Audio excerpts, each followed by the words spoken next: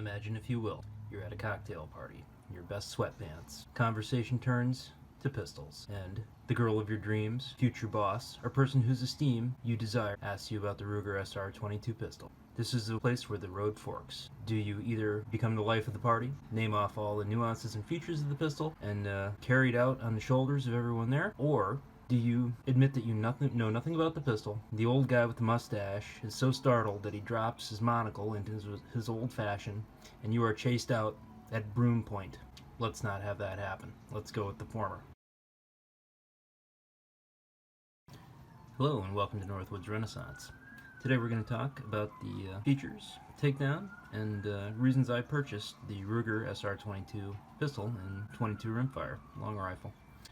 And too far out into the weeds, let's give it a quick comparison. We already discussed the Glock 17, so we'll pop the old reliable and familiar to most Glock down here. We can see the Glock's much more substantial than the Ruger. There's a comparison of the 9mm round versus the 22 long rifle.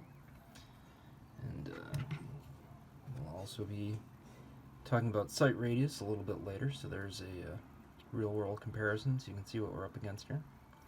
And with those basic comparisons made, let's get the Glock out of here and go about our business.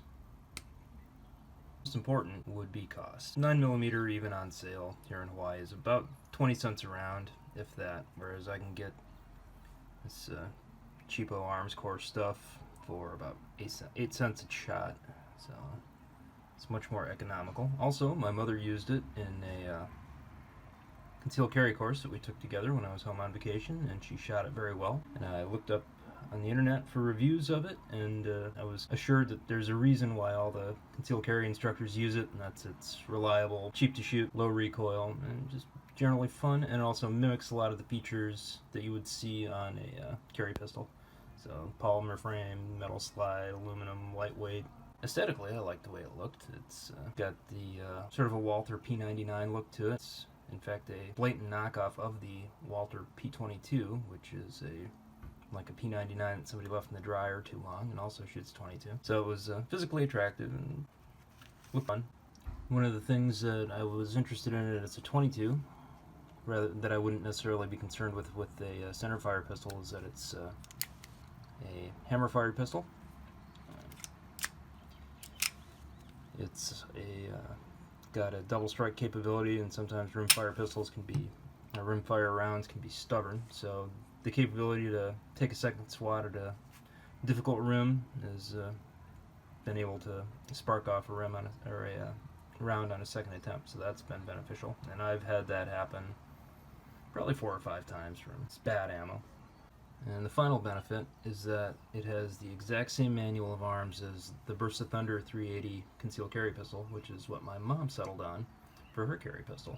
So if you're interested in comparisons between this and the Burst of Thunder, and you're my mother, you should start paying close attention. And the similarities are they're both double to single action, they both have manual safeties with decockers, they both have last shot hold open, and they both have the magazine disconnect, so if there's no magazine in the pistol, you cannot fire it, even if it is on fire. It just kind of dangles in the breeze there.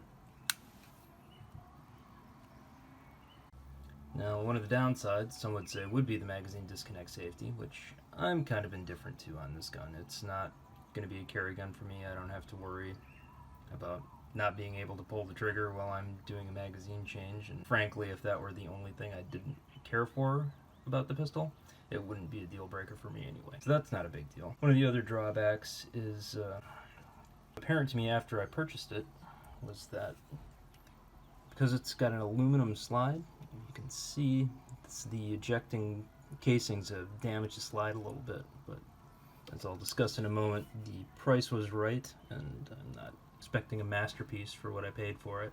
And while 22 long rifle is only 8 cents a shot to shoot, it does have some other inherent drawbacks to it. The rimfire round is inherently unreliable. They have to be very pressure controlled. You have to have it thin enough where the strike will nick the case head hard enough to ignite the priming compound, but not so much pressure in there that'll blow the case head out. And often in the manufacturing process, the priming compound is like a piece of Play-Doh that they stuff down in the end and then pack the powder on top of it. And in doing that, they don't always get it perfectly pushed right up to the rim, so you might have a misfire from that.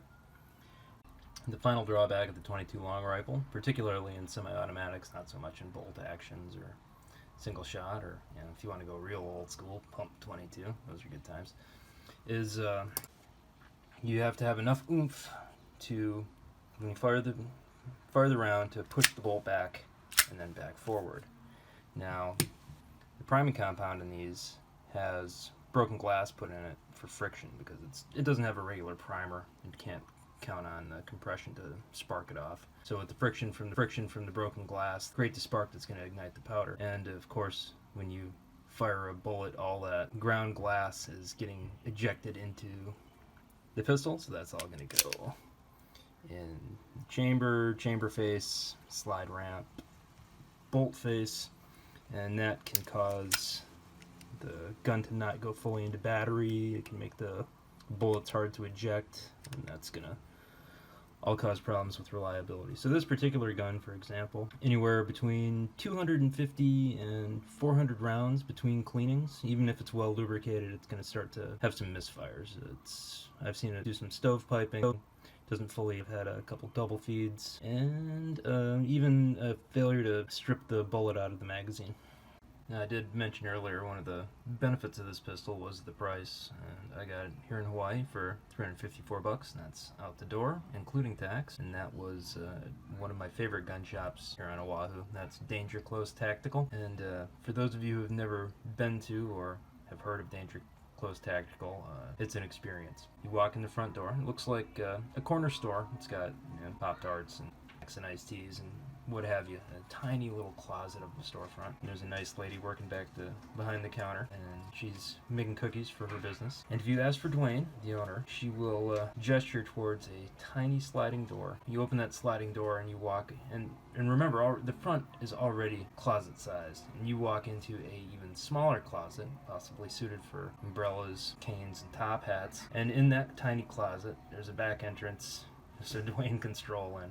And they've got just barely enough room for you, enough room for him, and a tiny little display case in there. And then the walls are cram-packed with all kinds of goods and accessories and what have you. And to his credit, he has surprisingly good inventory, and if he doesn't have it, he can order it for you. And I assume because of his low overhead due to his square inchage, he's able to give you a real competitive price, which I appreciate. So, Danger Close Tactical. As for Dwayne, I did get a veteran discount on that. Your results may vary. And that's 808-392-1267. Danger Close Tactical. Highly recommend. Alright, let's take a moment to talk about what came in the box with the pistol. I got 3 10-round magazines. I got this attractive sticker. I think I got 3. And then the grip on here is kind of interesting. Give it a solid tug, and see if we can do that without knocking the camera over. You can pull that grip right off. And I have a slightly smaller one you can exchange it for. Oof, that's a little tough. Don't use that one. And there you have it. Grip for the ladies or small children if you want to use them as a trainer for that. Good times. Alright, let's get it back to its original factory configuration. Again, delicately. You guys can talk amongst yourselves while I do this. Wait for it. And presto. Alright. Nice one, Renaissance guy. It also came with 3 magazines, and for each it has a floor plate. An alternate one that gets rid of the finger groove. I like the finger groove. I already told you I bought this thing on aesthetics as well as functionality, and I think it looks pretty cool. And you can see I've got pretty average size hands, I would say. I would say I'm about as average as they come for size, and I can still get my pinky on there even without the pinky extension. So, but it looks neat, so I went that route. And I'm not using it for concealment. This is a woods plinker and a range gun, and something to sit around and practice dry firing with when watching, videos on YouTube or what have you. So, for my fantastic. Next up, let's discuss the features of the pistol. I used a pen last time, but I think this knife will be a little more tactical, right? So, plastic sights. The rear sight is adjustable, which is nice. The pistol's primary purpose for me is a range gun, so that's good stuff. We've got the Picatinny rail down at the bottom. There, suitable. I've got that micro-tack laser that I like to put on there for dry firing it. Forward serrations, if you want to do a press check, see if there's anything in the chamber. The trigger, magazine release. Ambi, as is the safety. Ambi. Slide lock. And you can slingshot it or press with the thumb. And it also has a decocker, or as my wife likes to call it, the cock blocker. Nice. Always classy. Well, we could fart around here and talk all day, but we're not going to do that. So let's head off to the range, put some holes in some paper, and then we'll come back and talk about it. I think that's a reasonable plan. And do you want me to do the finger snap? Mom liked the finger snap. I'll do the finger snap again.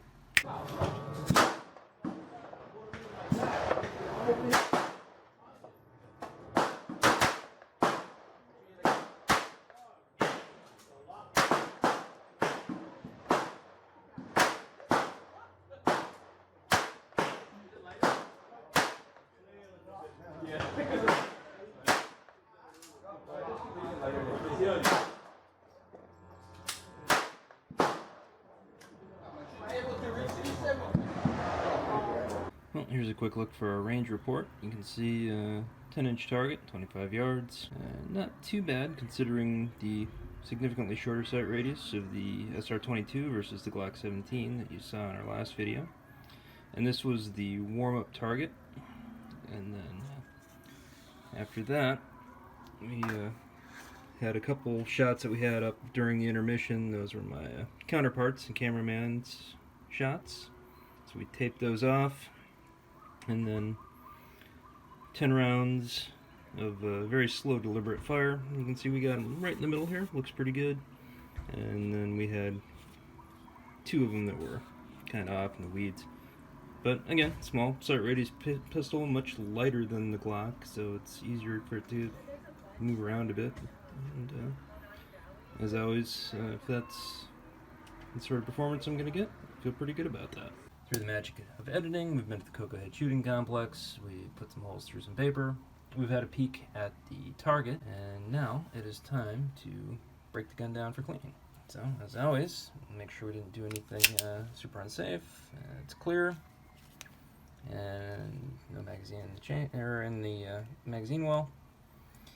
To break it down, well, you can see this. There's a little tab down here that you can thumb open and pull down on it, and that'll be, if you get your hands on this thing, it's readily apparent, and that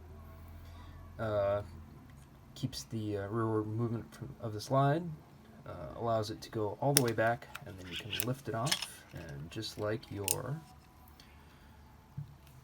Walther PPK, your Burst of Thunder, and all your Eastern Bloc clones, you can pull that off of there. And I'd pull that off a little quick. It doesn't have the recoil spring that goes on the barrel. This one goes into a little notch here underneath. It is a plastic guide rod, and the spring is not captive, but it seems to be stuck on under there under some tension. So it hasn't gone anywhere or moved on me. And that's about it.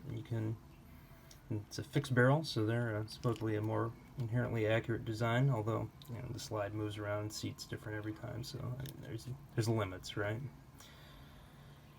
Anyway, run your bore brush and patch and oil and solvent and all that through there, get in your nooks and crannies with a Q-tip. Far be it from me to disassemble this thing any further. You can see there's a little wear on the finish from the slide. As I mentioned earlier, the ejecting rounds have caused some damage to the slide up there as well. And, I'll give you a sight picture there, so you can have a peek at that. See what you're in for. It's a nice 3-dot. And then reassembly is, you might struggle with it the first couple times, but it's pretty straightforward. You get your closed end of the spring back in the hole. You got your guide rod hole right there in the bottom. You feed the spring into there. And it's easier with the hammer back, so we'll do that. Push it all the way back until it slides in past the guide, and let go. Close up that stopper, and you're back in business. The cock blocker works.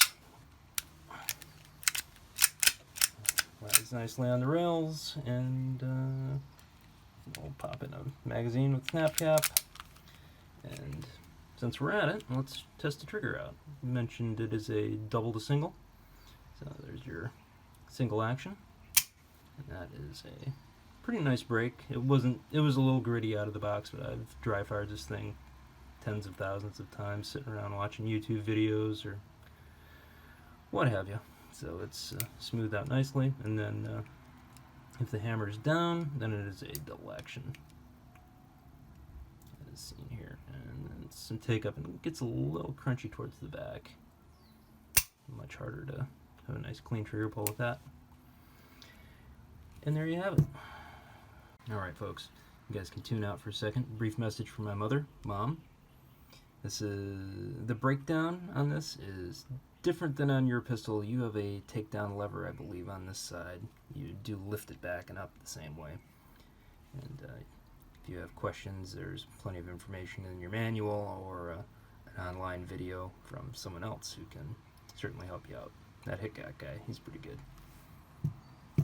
Alright folks, there you have it. I think we had a good walkthrough on the Ruger SR22 pistol. I've had a lot of fun with this guy, and it's definitely been worth the money I spent on it. And other than a little bit of wear from the ejection, everything seems to check out. It's in pretty good shape after a pretty substantial amount of use. So we'll get this guy out of here, and in the future videos, I think we can cover such interesting topics as my pocket knife that I carry, which is a assisted open. Really like this one a lot. We can discuss why an ammunition company would give away free pens with blue ink instead of black. That seems not very military friendly. And finally, in a future video, I'm looking forward to doing an episode on challenge coins. In my line of work, I've come across a number of these, and this one is from the Virginia-class submarine, the Texas. So we'll get a closer look at a number of these in the future. And that should be, for those of you who are interested in military surplus and heraldry and that sort of thing, it should be a pretty interesting exercise. A lot of these are really cool, and they've really matured a lot over the years since I first ran into them in the early 90s. So there you have it. Thank you for joining in. It's been a lot of fun, and hopefully we'll have some more information coming out very soon.